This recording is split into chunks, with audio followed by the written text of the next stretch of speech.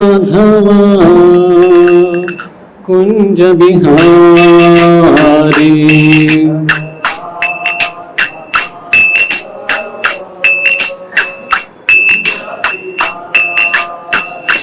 जय राधा माधवा कुंज बिहारी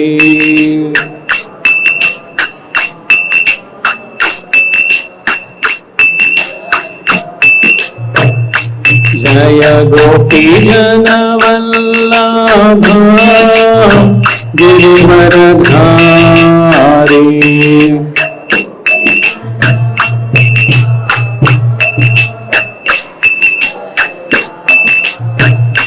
जय गोपी जन वल्लभ गिरिवरधारी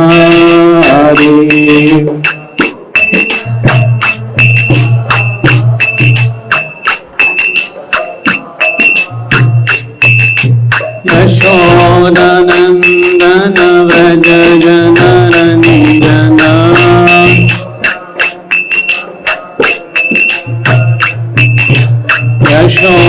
यशोदनंदन व्रज जनरंजन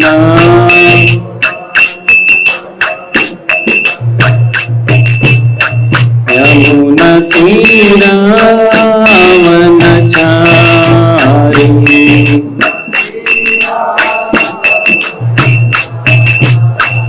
यमुना तीरावनचारी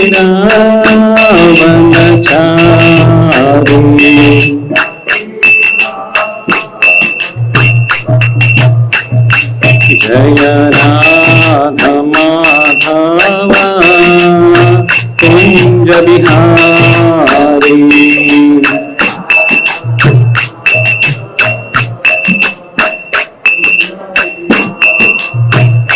जय गोपी जन वल्लभ गिरिवरधारी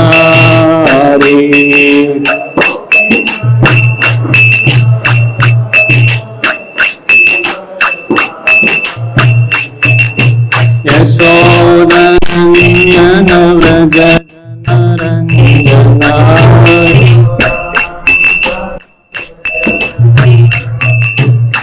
यमुना तीरावनचारी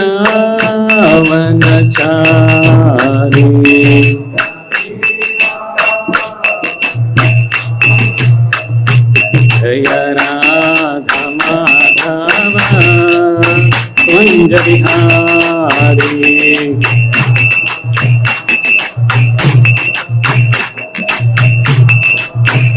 जय गोपी जन वल्लभ गिरिवरधारी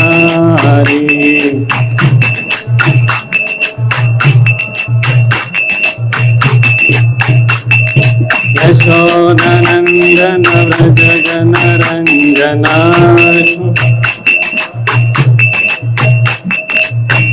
यशोदनंदन व्रज जनरंजन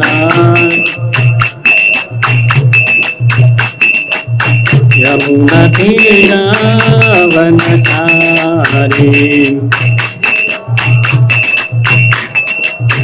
यमुना तीरावनचारी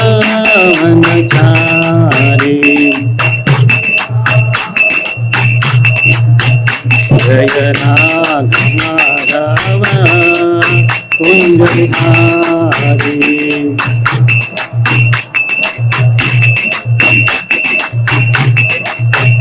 जय Radha Madhava Kunj Bihari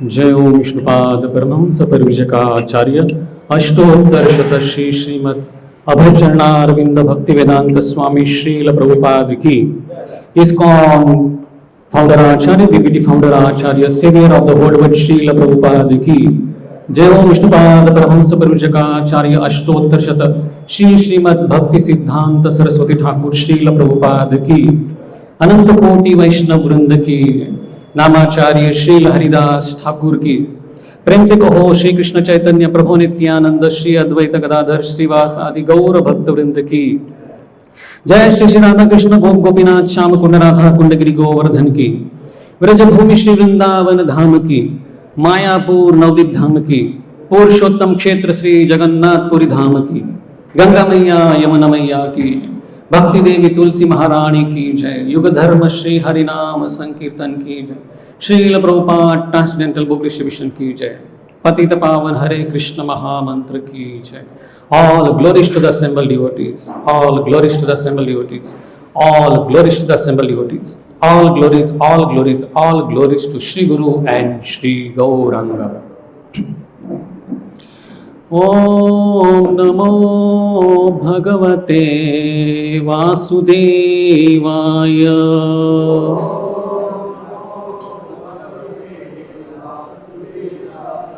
Om Namo Bhagavate Vasudevaya.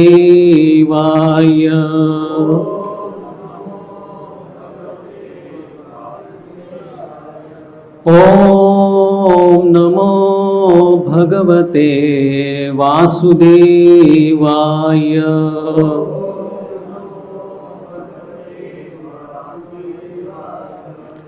नारायणं नमस्कृत्य नरं चैव नरोत्तमं देवीं सरस्वतीं व्यासं ततो जयमुदीरये. नष्टप्रायेषु अभद्रेषु नित्यं भागवत सेवया भगवतीरुत्तम श्लोके भक्तिर्भवती नैष्टिकी. कृष्णाय वासुदेवाय देवकी नंदनाय च नंदगोपकुमाराय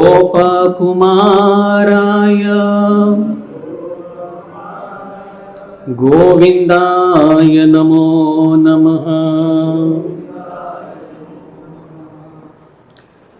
श्रीमद् भागवतम स्कंद 7वां अध्याय पहला. अध्याय का शीर्षक है समदर्शी भगवान. श्लोक संख्या 13.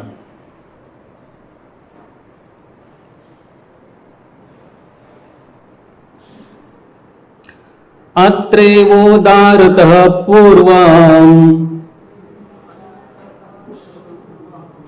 इतिहासः सुरर्षिणा प्रीत्या महाक्रतो राजन् पृच्छते जातशत्रवे. अत्रेवोदारतः पूर्वम् इतिहासः सुरर्षिणा प्रीत्या महाक्रतो राजन् पृच्छते जातशत्रवे. अत्रेवोदारतः पूर्वम् इतिहासः सुरर्षिणा प्रीत्या महाक्रतो राजन् पृच्छते जातशत्रवे.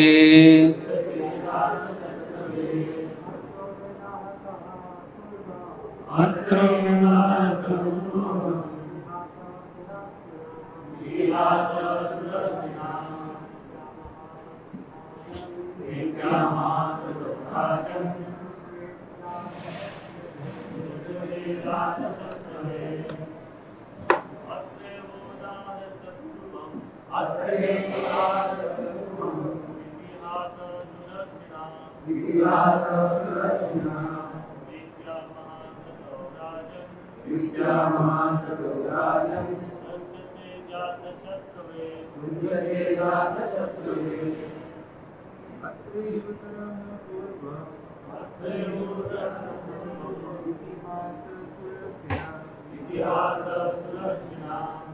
महाकृतो राजन् पृच्छते जातशत्रवे माता जी अत्रेयोदारतपूर्वम् इतिहासः सुदर्शिना नित्या महाकृतो राजन् पृच्छते जातशत्रवे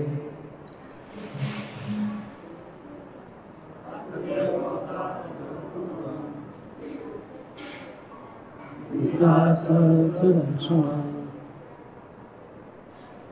नित्या महाकृतो राजन् पृच्छते जातशत्रुवे। शब्दार्थ भाषांतर और तात्पर्य अभय चरणारविंद भक्ति वेदांत स्वामी श्रील प्रभुपाद के द्वारा। श्रील प्रभुपाद की अत्र इस प्रसंग में एव निश्चय उदारतः सुनाया गया। पूर्वम पहले, इतिहास पुरानी कथा, सुर ऋषिणा देवर्षि नारद द्वारा, प्रीत्या प्रसन्नता पूर्वक, महाक्रतो महान राजसूय यज्ञ के अवसर पर,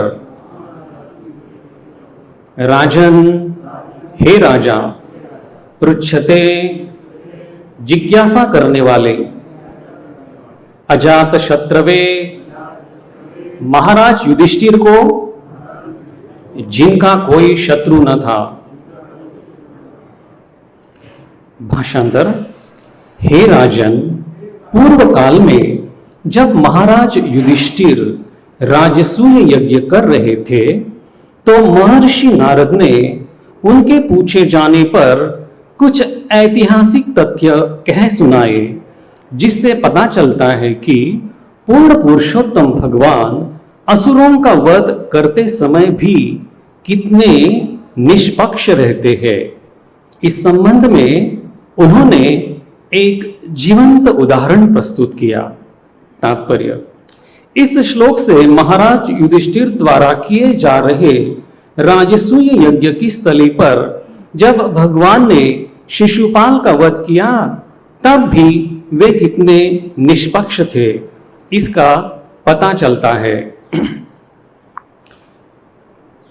14 और 15वां श्लोक जो है वो हम पढ़ेंगे, इसको तात्पर्य नहीं है, मैं पढ़ता हूं, आप सुन लीजिए। दृष्ट्वा महा अद्भुतम राजा राजसूये महाक्रतो वासुदेवे भगवती सायुज्यं चेदि भूभुजः तत्रासीनं सुररोषिं राजा पाण्डुसुत क्रतो प्रपच्छ विस्मितमना मुनिनां शृण्वतामिदम्। हे राजन, महाराज पांडु के पुत्र महाराज युधिष्ठिर ने राजसूय यज्ञ के समय शिशुपाल को परम भगवान कृष्ण के शरीर में विलीन होते हुए स्वयं देखा। अतएव आश्चर्यचकित होकर उन्होंने वहीं पर बैठे महर्षि नारद से इसका कारण पूछा।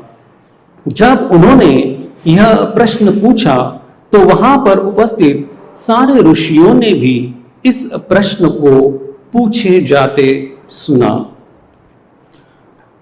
ओम ज्ञानतिमिरान्धस्य ज्ञानाञ्जनशलाकया चक्षुरुन्मीलितं येन तस्मै श्रीगुरवे नमः। श्रीचैतन्यमनोभीष्टं स्थापितं येन भूतले स्वयं रूप कदा मह्यं ददाति स्वपदान्तिकम्।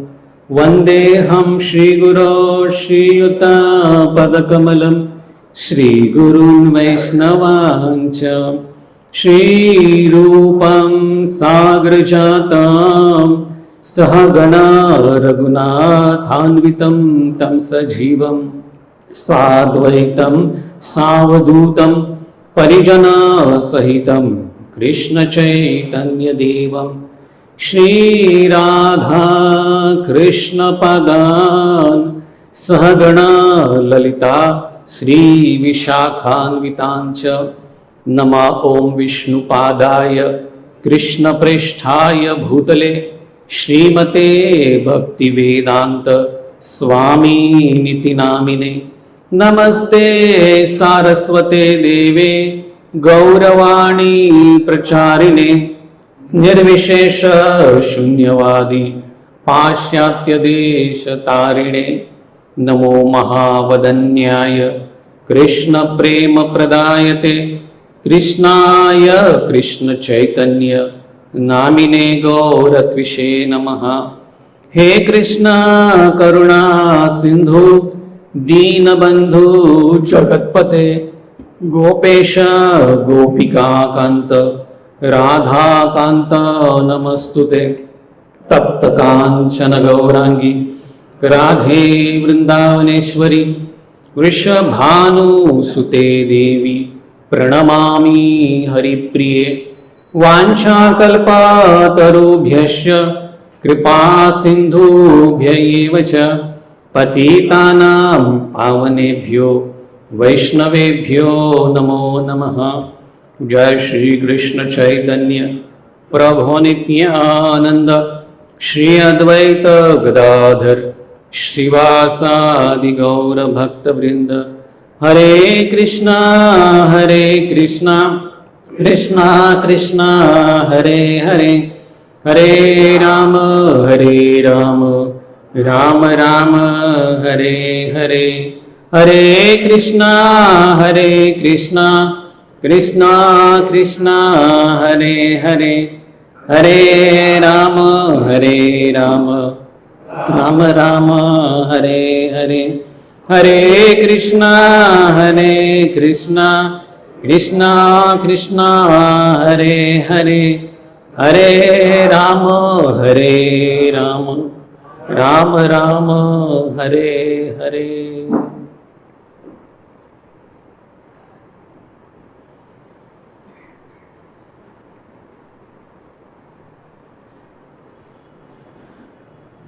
हरे कृष्णा।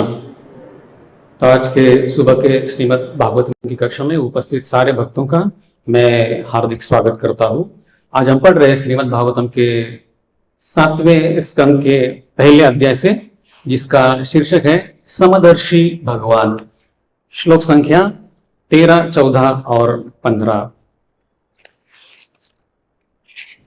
जैसे ही इस 7वें अध्याय की शुरुआत हो गई है, आप सब जानते होंगे कि हर एक क्लास में यही प्रश्न पूछा जा रहा है कि क्या भगवान पक्षपाती है?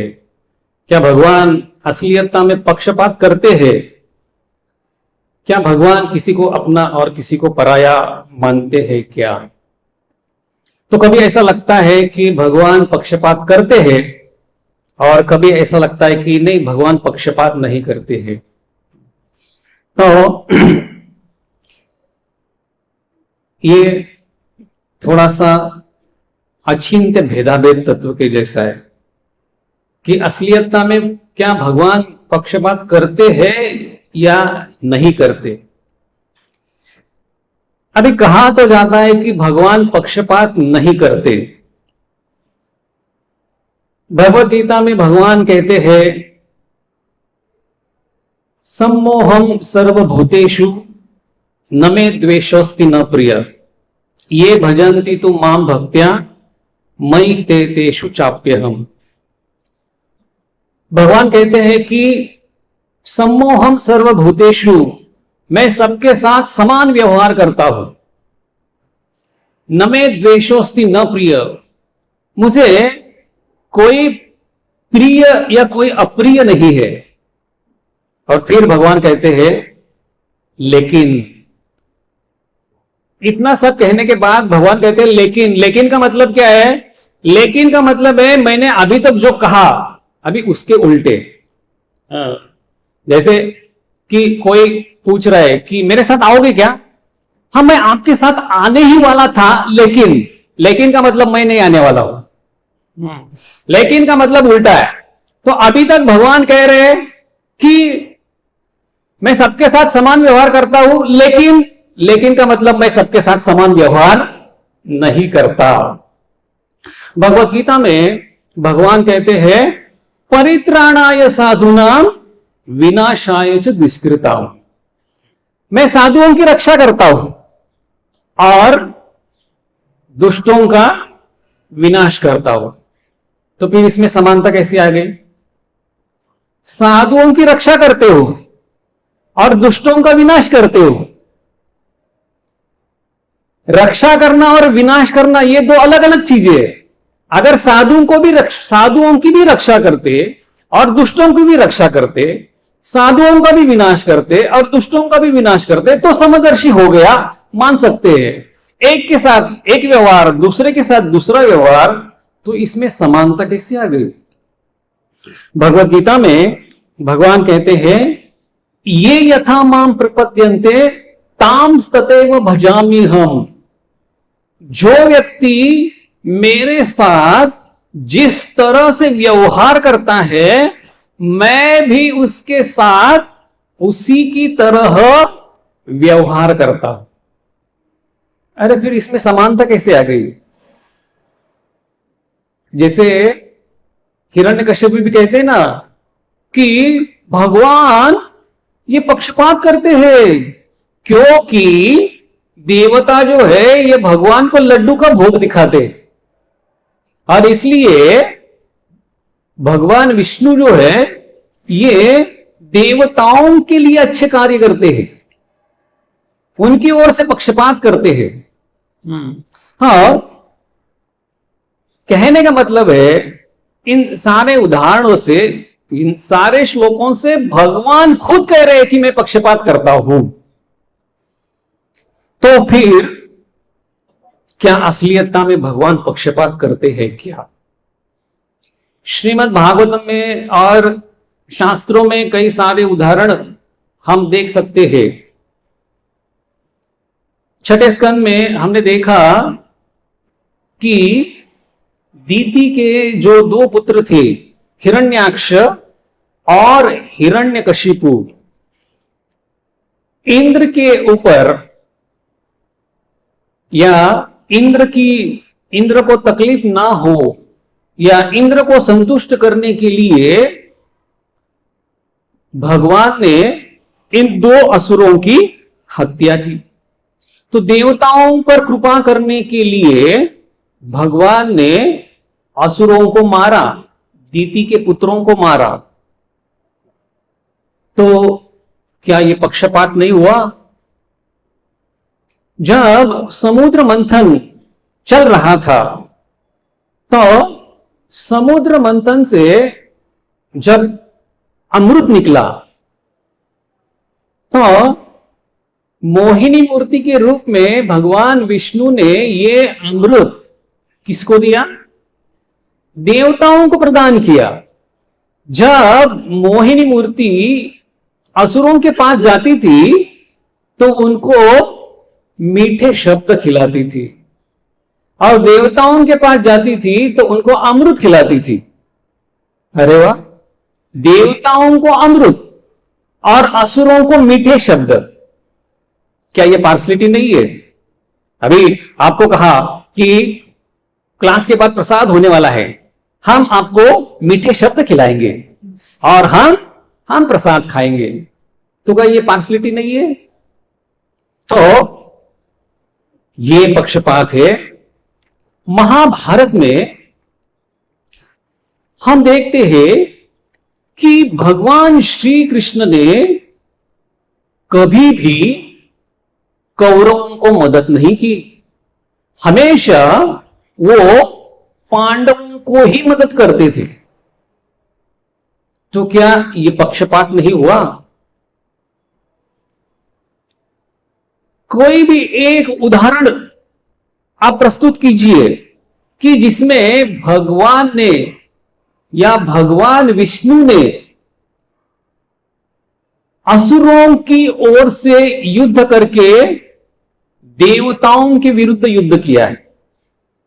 असुरों का पक्ष लेकर किसी भी एक युद्ध में विष्णु ने देवताओं के खिलाफ युद्ध किया है। एक उदाहरण दिखाओ। भगवान विष्णु ऐसा कभी करते ही नहीं।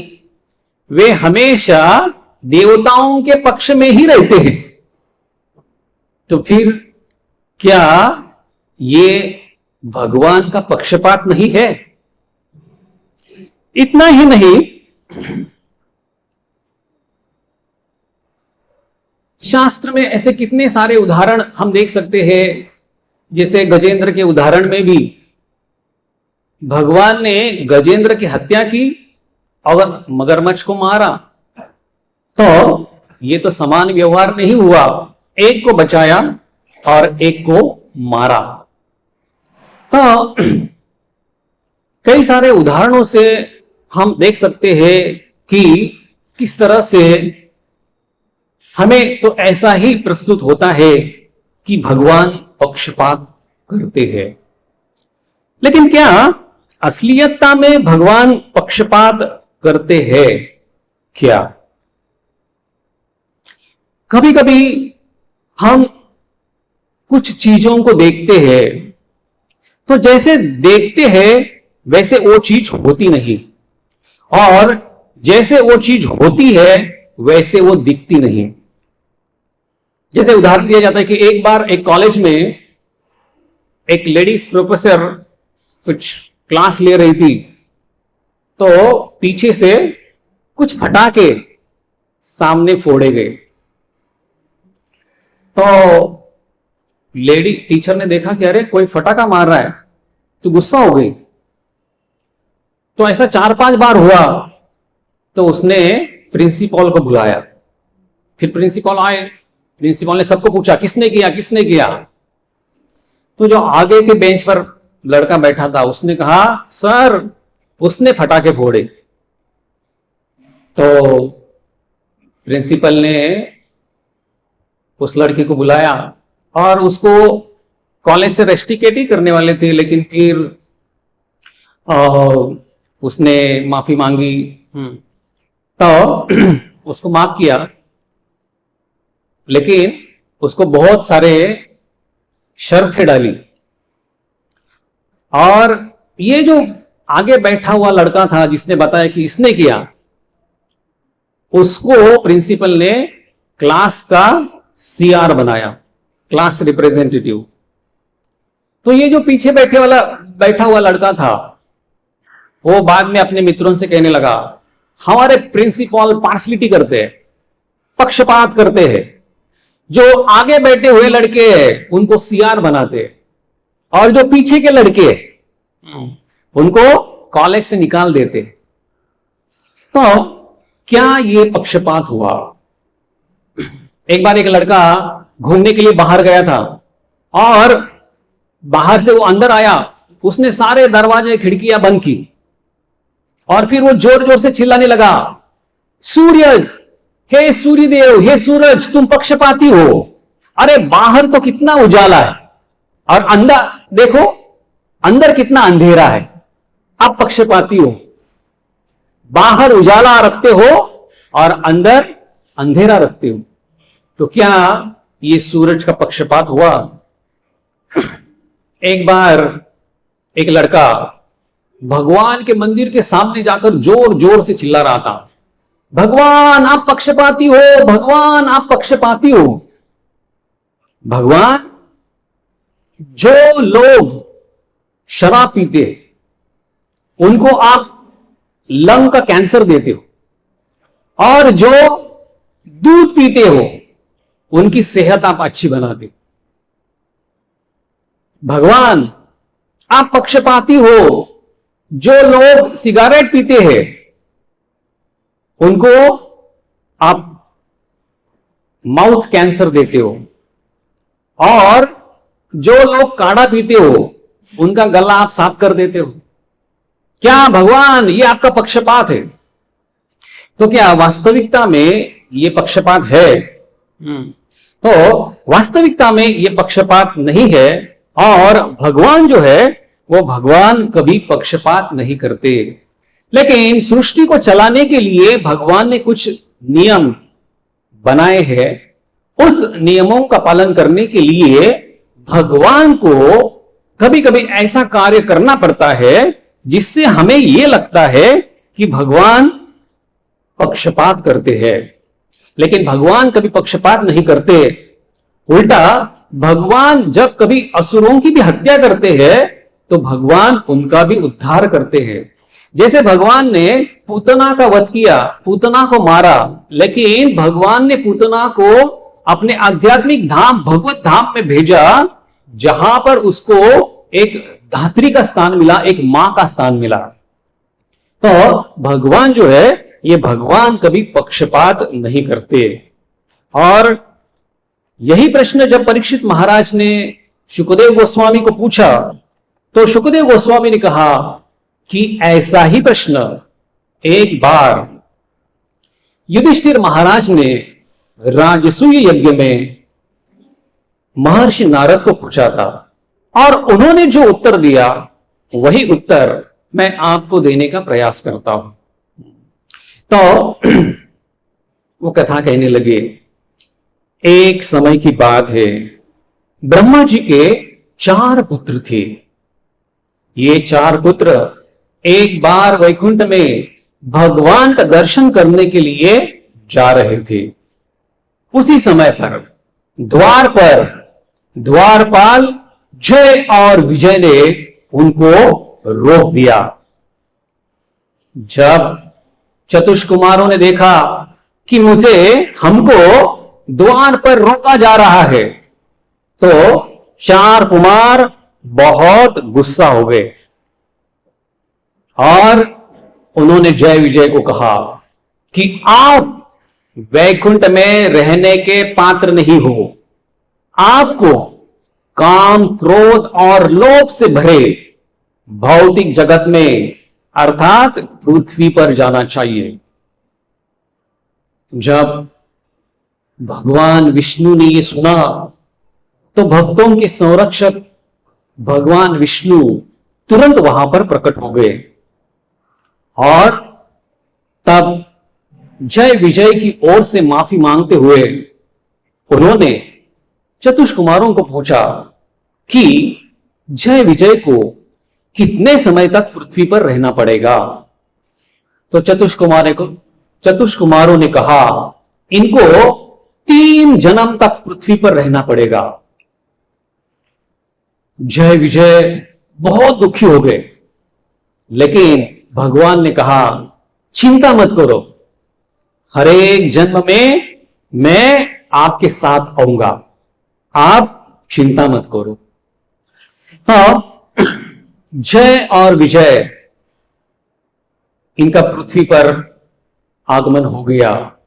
जय और विजय का पहला जन्म दीति और कश्यप मुनि के द्वारा उनके पुत्र हिरण्याक्ष और हिरण्यकशिपु के रूप में हुआ, और तब हिरण्याक्ष की हत्या भगवान वराह ने और हिरण्यकशिपु की हत्या भगवान नरसिंह देव ने की। जय और विजय का दूसरा जन्म कैकेशी और विश्रवा मुनि के द्वारा हुआ, जो रावण और कुंभकर्ण के नाम से जाने जाते थे, और इनका वध, इनकी हत्या भगवान श्री राम ने की। जय श्री राम। जय और विजय का तीसरा जन्म शिशुपाल और दंतवक्र के रूप में हुआ। दंतवक्र के माता पिता श्रुतदेवी और वृत्रशर्मन थे, और शिशुपाल के माता पिता दमघोष और श्रुतश्रवा थे। दमघोष चेड़ी देश के राजा थे और श्रुतश्रवा भगवान श्री कृष्ण की बुआ अर्थात वसुदेव की बहन थी। जब शिशुपाल का जन्म हुआ तो उसका जन्म एक विचित्र रूप से हुआ। जन्म होते जब शिशुपाल का जन्म हुआ तो उसकी 3 आंखें और 4 हाथ थे, और वो उसकी आवाज गधे के जैसी थी। ऐसे विचित्र बालक को देखकर माता पिता बहुत दुखी हो गए और उन्होंने पुत्र का त्याग करना सोचा। इस पुत्र को हम यहां से निकाल देंगे। तब आकाशवाणी हुई, इस पुत्र का त्याग मत करो, इस शिशु का पालन करो, इस शिशु का पालन करो, इस शिशु का पालन करो। इसलिए शिशु का पालन करो, इसलिए बालक का नाम रखा गया शिशुपाल। लेकिन शिशु की माता ने पूछा कि ये बालक तो विचित्र है, इसकी 3 आंखें और 4 हाथ है। तब आकाशवाणी ने कहा कि जिस व्यक्ति के गोदी में इस बालक को रखा जाएगा, एक व्यक्ति ऐसा होगा, इसको गोदी में रखने के पश्चात इसके अतिरिक्त अवयव 1 आंख और 2 हाथ गिर जाएंगे। लेकिन आकाशवाणी ने यह चेतावनी भी दी कि जिस व्यक्ति के गोदी में इसके अतिरिक्त अवयव गिर जाएंगे, उसी व्यक्ति के द्वारा इसकी हत्या की जाएगी। तो श्रुतश्रवा अनेक लोगों के पास अपने बालक को, शिशुपाल को देती थी। जब एक बार कृष्ण और बलराम आए और जब कृष्ण के गोदी में उसको रखा गया, तो बालक के जो अतिरिक्त अवयव थे वो गिर गए। तब श्रुतश्रवा को पता चला कि इस बालक की हत्या कृष्ण के द्वारा होने वाली है। तो उसने कृष्ण को प्रार्थना की और कहा कि कृपा करके मेरे पुत्र शिशुपाल की रक्षा कीजिए। तब भगवान श्री कृष्ण ने कहा, मैं इसके 100 अपराध माफ करूंगा, लेकिन इससे अगर ज्यादा अपराध करता है तो फिर उसको उसकी सजा भुगतनी पड़ेगी। एक बार महाराज युधिष्ठिर ने राजसूय यज्ञ का आयोजन किया था। सोने के फाल से यज्ञ स्थली को समतल बनाया गया। सबको पीने के लिए सोमरस प्रदान किया गया। विश्व के सारे राजाओं को यज्ञ के लिए आमंत्रित किया गया और तब एक दूत भगवान श्री कृष्ण को लाने के लिए भी भेजा गया। तभी जब ये दूत भगवान श्री कृष्ण के पास द्वारका गए थे, तब उन्होंने देखा कि वहां पर अन्य कुछ लोग आए हुए हैं और वो जरासंध की शिकायत कर रहे हैं कि वो हमको तकलीफ देता है। जब भगवान श्री कृष्ण युधिष्ठिर महाराज के पास आए तो उन्होंने युधिष्ठिर और अर्जुन को कहा कि अगर हमको ये राजसूय यज्ञ करना है तो सबसे पहले हमें जरासंध की हत्या करनी पड़ेगी। और तब भगवान श्री कृष्ण ने भीम के द्वारा जरासंध की हत्या की। अब यज्ञ विधि की शुरुआत हो गई। यज्ञ विधि के लिए व्यासदेव, भारद्वाज, गौतम ऐसे बड़े बड़े ऋषि मुनियों को बुलाया गया था। इतना ही नहीं, राजसूय यज्ञ में भाग लेने के लिए ब्रह्मा जी, शिव जी, इंद्र और अनेक लोगों के लोकपाल उपस्थित थे। राजसूय यज्ञ में एक महत्वपूर्ण विधि होती है जिसे अग्र पूजा के नाम से जाना जाता है। अग्र पूजा में उपस्थित व्यक्तियों में से एक व्यक्ति की पूजा की जाती है जो उपस्थितों में सर्वश्रेष्ठ व्यक्ति होता है। तो ये बात चल रही थी कि अग्र पूजा किसकी की जाए, लेकिन कोई निर्णय नहीं हो पा रहा था। तब सहदेव खड़े हो गए और उन्होंने कहा, अग्र पूजा का मान भगवान श्री कृष्ण को देना चाहिए, क्योंकि ये यदुओं में श्रेष्ठ है, ये भक्तों के संरक्षक है और ये सारे ऐश्वर्यों से युक्त है। इसलिए भगवान श्री कृष्ण को अग्र पूजा का मान देना चाहिए। इतना ही नहीं, वे विश्व के सृष्टि के परमात्मा हैं। साथ ही साथ भगवान श्री कृष्ण प्रत्येक व्यक्ति में वे उपस्थित है। प्रत्येक व्यक्ति श्री कृष्ण का ही अंश है। उनका देह दिव्य है क्योंकि वे एक इंद्रिय के द्वारा दूसरे इंद्रिय का कार्य कर सकते हैं। भगवान श्री कृष्ण को शरीर में जो 6 परिवर्तन होते हैं उनसे गुजरना नहीं पड़ता।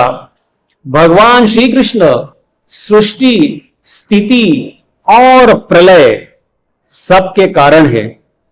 4 पुरुषार्थ केवल भगवान श्री कृष्ण की कृपा से ही प्राप्त हो सकते हैं। और अगर जिस तरह से कोई व्यक्ति पेड़ के मूल को पानी डालता है तो सारे पेड़ को पानी मिल जाता है, उसी तरह जो चीज कृष्ण को प्रदान की जाती है वो अपने आप सबको मिल जाती है। इसलिए मैं ये कहता हूं कि अग्र पूजा का मान कृष्ण को देना चाहिए। जब इस तरह से सहदेव ने कहा तो सारे उपस्थित लोग बहुत प्रसन्न हो गए और जोर जोर से कहने लगे जय जय नमः नमः। लेकिन तब शिशुपाल खड़ा हुआ और उसने कहा कि आज मैंने ये जान लिया कि काल कितना शक्तिशाली है। एक बच्चे के बहकावे में आकर आप लोग कृष्ण की पूजा करने जा रहे हो। अरे यहां पर और भी कितने लोग उसके लिए पात्र हैं, कितने विद्वान ऋषि हैं, कितने वयोवृद्ध व्यक्ति है। यहां पर मैं देख रहा हूं भीष्म देव है, व्यास देव है, महाराज द्रुपद है। कृष्ण तो एक कौवे के समान है, उसकी कोई जाति नहीं है, उसका कोई गुण कर्म नहीं है। और आप अग्र पूजा का मान कृष्ण को दे रहे हो।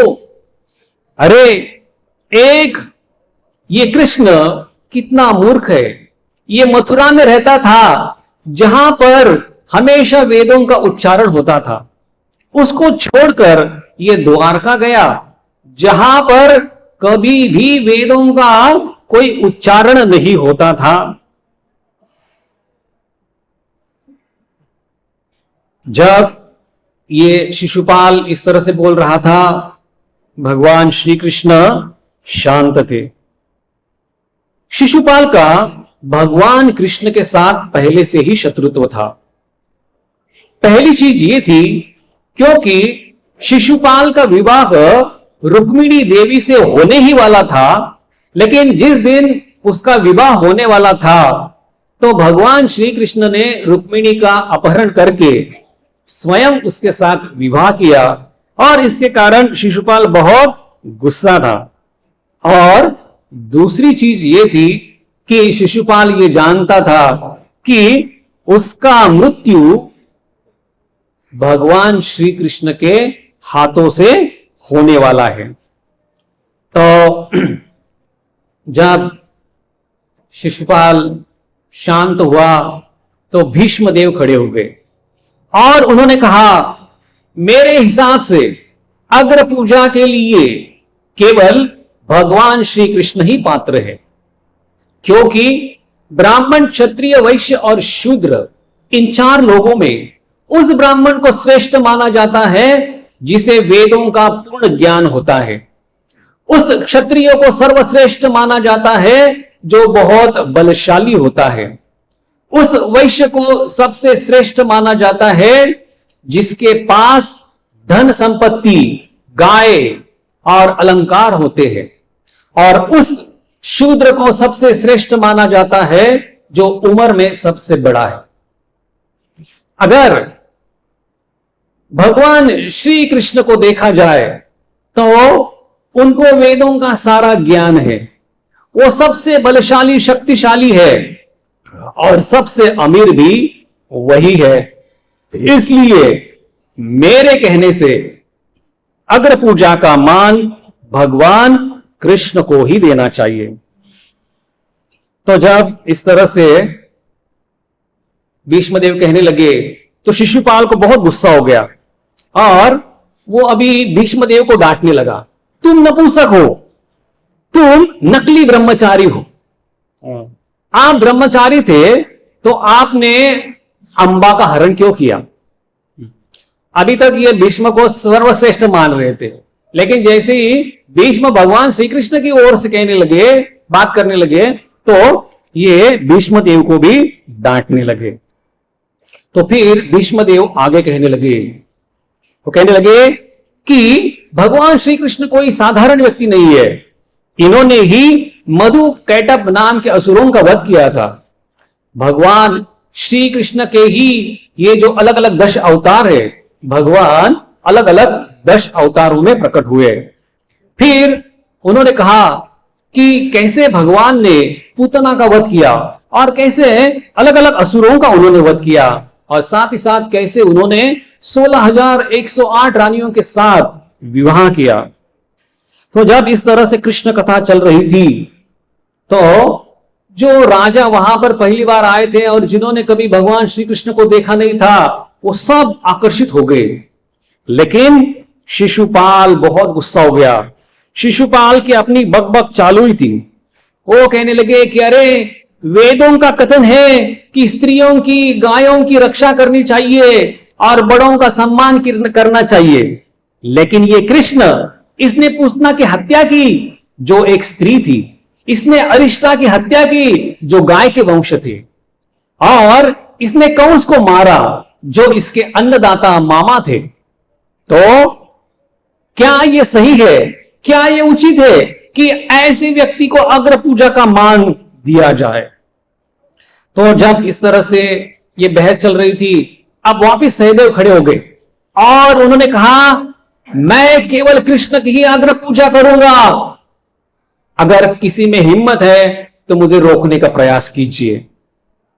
तो जब सहदेव इतने शक्ति के साथ बोलने लगे, तो सारे लोग बोलने लगे, सही है, सही है, ये जो कहते हैं वैसा ही होना चाहिए, और आकाश से भी पुष्प वृष्टि होने लगी। लेकिन शिशुपाल अभी बहुत गुस्सा हो गया। उसने कहा, किसी भी हालत में मैं कृष्ण को अग्र पूजा का मान नहीं दूंगा। और तब शिशुपाल के कुछ सैनिक वहां पर आए, उनके हाथों में अस्त्र शस्त्र थे। जब उन्होंने देखा कि इनके हाथ में अस्त्र शस्त्र है, तो पांडवों के भी पक्ष के राजा थे, वो भी आए, उन्होंने अपने हाथों में ढाल तलवार ले ली। वहां पर भगवान बलराम जी भी थे, भीम थे। भीम बहुत गुस्सा हो गए। बलराम जी कृष्ण के पास ही खड़े थे। बलराम जी ने कृष्ण को पूछा, हे कृष्ण, अरे इधर इतना युद्ध का माहौल है और आप हंस रहे हो, क्या है, क्यों हंस रहे हो आप? तो कृष्ण ने कहा, बलराम मैं हंस नहीं रहा हूं, मैं गिनती कर रहा हूं, मैं शिशुपाल के अपराध गिन रहा हूं। तो थोड़े समय के पश्चात भगवान श्री कृष्ण ने शिशुपाल को चेतावनी दी, शिशुपाल आपके 100 अपराध हो गए हैं। लेकिन शिशुपाल जो है, ये शिशुपाल अभी हद से बहुत बाहर निकल गया था। वो होश खो बैठा था, वास्तविकता को भूल गया था, और ये अभी अपराध करने में बिल्कुल हिचकिच नहीं कर रहा था। ये एक के बाद एक अपराध करते जा रहा था। और शिशुपाल ने कहा कि हे कृष्ण, मैं डरता नहीं, अरे 100 नहीं, आज मैं 1000 अपराध करूंगा, देखता हूं आप मेरा क्या बिगाड़ते हो। और जैसे ही शिशुपाल ने 100 अपराध पार किए, भगवान श्री कृष्ण ने सुदर्शन चक्र को आह्वान किया। सुदर्शन चक्र आया और उन्होंने शिशुपाल की ओर उसको छोड़ दिया। शिशुपाल के पास जाकर सुदर्शन चक्र ने उसका गला, सिर काट दिया और शिशुपाल की हत्या हो गई। शिशुपाल का सिर भूमि पर गिर गया। लेकिन एक आश्चर्य की बात हुई, जैसे ही शिशुपाल की मृत्यु हुई, शिशुपाल के हृदय से, शिशुपाल के शरीर से उसकी आत्मा बाहर निकली और उस आत्मा ने भगवान श्री कृष्ण के शरीर में प्रवेश किया। उपस्थित सारे लोग देखते रहे कि अरे ये क्या आश्चर्य की बात है, कि शिशुपाल जो एक असुर था, जिसने बहुत अपराध किए थे, लेकिन इसकी आत्मा भगवान के शरीर में चली गई, अर्थात उसको सायुज्य मुक्ति मिल गई। सायुज्य मुक्ति दो प्रकार की होती है, एक ब्रह्म सायुज्य और दूसरी ईश्वर सायुज्य। जो ब्रह्म सायुज्य मुक्ति होती है, जिसमें आत्मा भगवान के शरीर से निकलने वाले प्रकाश में जाता है, इसमें उसको आनंद नहीं होता, हां दुख नहीं होता, लेकिन आनंद बहुत सीमित होता है। और इस स्थिति में जीवात्मा हमेशा के लिए नहीं रह सकता, उसे गिरना ही पड़ता है। तो एक बात तो कह रहे थे कि क्योंकि इस ब्रह्म सायुज्य में व्यक्ति को प्रकाश के प्रति बहुत आकर्षण होता है, तो ऐसा व्यक्ति जब गिरता है तो वो एक डायमंड का रूप प्राप्त करता है। लेकिन जो ईश्वर सायुज्य मुक्ति है, ये ईश्वर सायुज्य मुक्ति में व्यक्ति को मुक्ति का आनंद मिलता है और भगवान विष्णु के इंद्रियों के द्वारा वो आनंद का अनुभव भी करता है। वैसे जब प्रलय होता है तो सारे जीवात्मा भगवान विष्णु के शरीर में चले जाते हैं, लेकिन इसे सायुज्य मुक्ति नहीं कहते, क्योंकि भगवान विष्णु के शरीर में जाने के पश्चात हर एक जीवात्मा जो है उसी स्थिति में भगवान विष्णु के शरीर में रहता है। और जब वापिस सृष्टि का निर्माण होता है तो अपने अपने पूर्व कर्मों के अनुसार उस जीवात्मा को वापिस नया शरीर प्रदान किया जाता है। तो ये शिशुपाल ही इतना लकी था कि भगवान ने उसको सायुज्य मुक्ति प्रदान की।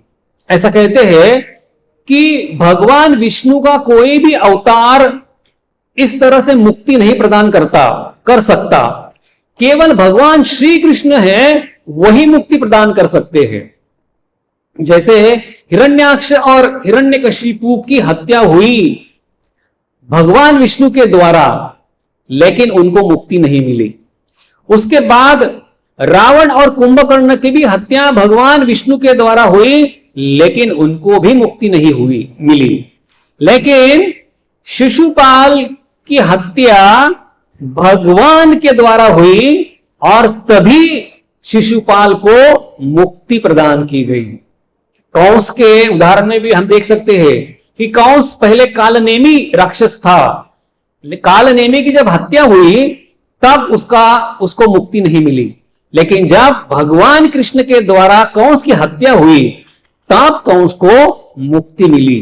तो मुक्ति जो है, ये मुक्ति केवल भगवान के द्वारा ही मिलती है। अघासुर के उदाहरण में भी भगवान ने अघासुर को मारा, लेकिन भगवान अघासुर के शरीर में ही थे और ये अघासुर का जो आत्मा है ये बाहर आया और वो भगवान का इंतजार कर रहा था कि भगवान कब बाहर आएंगे। और जब भगवान अघासुर के शरीर से बाहर आए तो अघासुर की आत्मा ने भगवान श्री कृष्ण के शरीर में प्रवेश किया। तो इस तरह से भगवान कृष्ण ही है जो असुरों को मुक्ति प्रदान कर सकते हैं। तो जैसे कि इस श्लोक में चर्चा चल रही है कि भगवान क्या पक्षपात करते हैं क्या, और विशेष रूप से भगवान जब असुरों की हत्या करते हैं तो क्या भगवान पक्षपात करते हैं क्या। भगवान जब असुरों की भी हत्या करते हैं तो भगवान उनके ही पक्ष में कार्य करते हैं, क्योंकि असुर जो है वो अपने पाप कर्मों के कारण उनको मुक्ति मिलना लगभग असंभव है। इसलिए ऐसे असुरों की हत्या करने के लिए भगवान स्वयं आते हैं और ऐसे असुरों की वो हत्या करते हैं और हत्या करके वो एक दृष्टिकोण से उनके ऊपर उपकार करते हैं, उनको मुक्ति प्रदान करते हैं। अन्यथा इन असुरों को मुक्ति प्राप्त करने का उनका करने का कोई भी संभव नहीं है। लेकिन ये भगवान श्री कृष्ण की अहेतु की कृपा है, ये उनका उपकार है कि ऐसे असुरों को भी वो मुक्ति प्रदान करते हैं।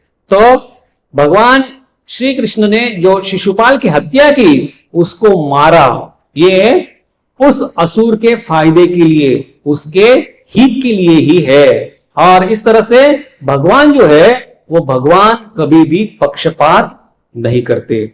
बहुत बहुत धन्यवाद। श्रील प्रभुपाद की, ग्रंथराज श्रीमद् भागवतम की। सबका बहुत बहुत धन्यवाद। हरे कृष्णा।